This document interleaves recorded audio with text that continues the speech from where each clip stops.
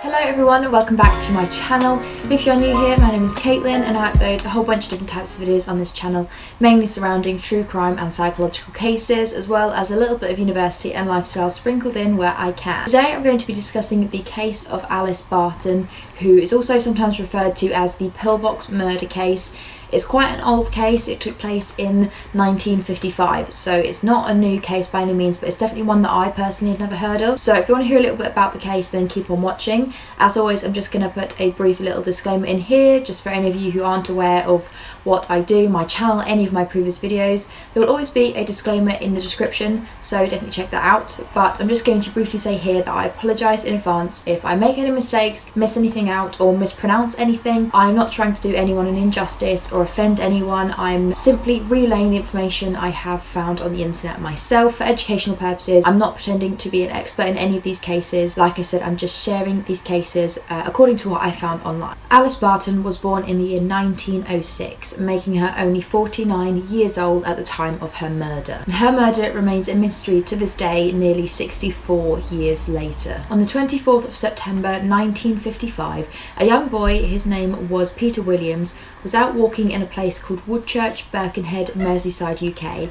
looking for blackberries to pick. His trail took him past an old wartime pillbox, which is when he noticed something that at first he thought was the discarded leg of a mannequin. As he walked closer to the pillbox to inspect, obviously out of young curiosity, he discovered what would later be determined to be the body of 49-year-old Alice Barton. Her clothes had been thrown over her face, and when first responders acted and arrived on the scene, they determined that she had been strangled, and her killer had also written in red lipstick on her body, "I am VD." When investigators looked into Alice's background, they learned that she hadn't had the easiest life.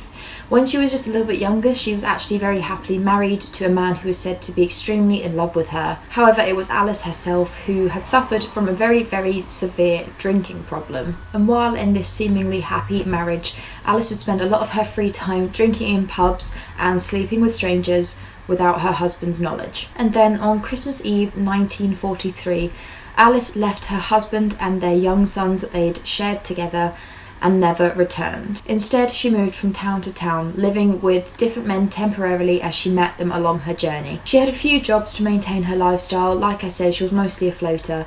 One of her jobs, she was hired as a housekeeper, from which she was ultimately fired from as she was caught stealing from them. Her bad taste in men, combined with her inability to hold a job, sadly led to her decision to become a prostitute in order to support her lifestyle. She mainly had dealings with truck drivers passing through whatever town she was working and living in at the time, and was known typically to take her customers into wartime pillboxes for privacy. In the days leading up to her murder, a number of witnesses have placed seeing her around Birkenhead in different places at different times, with a young man presumably around in his mid-30s. Witnesses claimed that this man had kind of caught their attention because he was very, very well dressed and seemed more well educated and clean compared to her regular clientele. So it was kind of strange for her to be seen with such a high up man. Witnesses claimed to have seen them in local pubs, travelling on buses and even on walks together in those few days leading up to her death. The witness in particular that claimed to have seen them together on the bus said that it was clear that the man she was with was very unfamiliar with the area, so she appeared to be kind of showing him all the sights, telling him where everything was.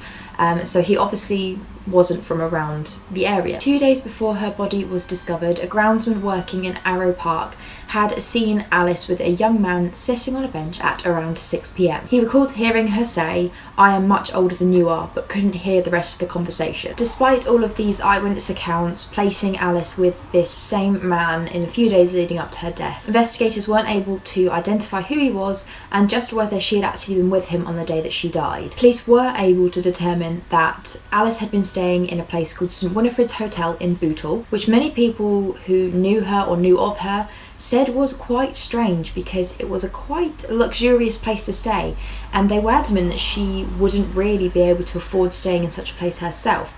So many people have questioned whether this mysterious well-dressed man was actually putting her up in this hotel. And despite their constant attempts to follow up any leads that came about in the investigation, police weren't able to find anything in relation to Alice Barton's death, any answers whatsoever. And then in the year of 2010, the case became widely spoken of again when someone reported of a 19-year-old girl. Her name was Amy Buckley.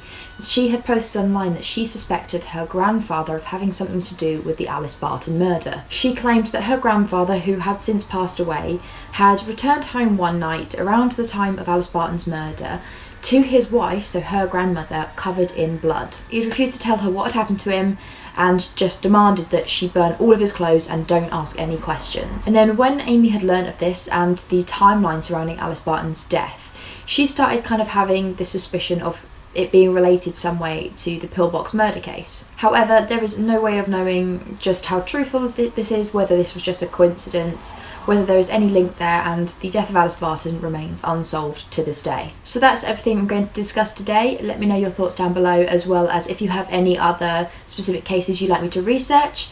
Thank you so much for watching. I hope you found it interesting, and I will see you guys soon for another video. Thanks for watching. Bye.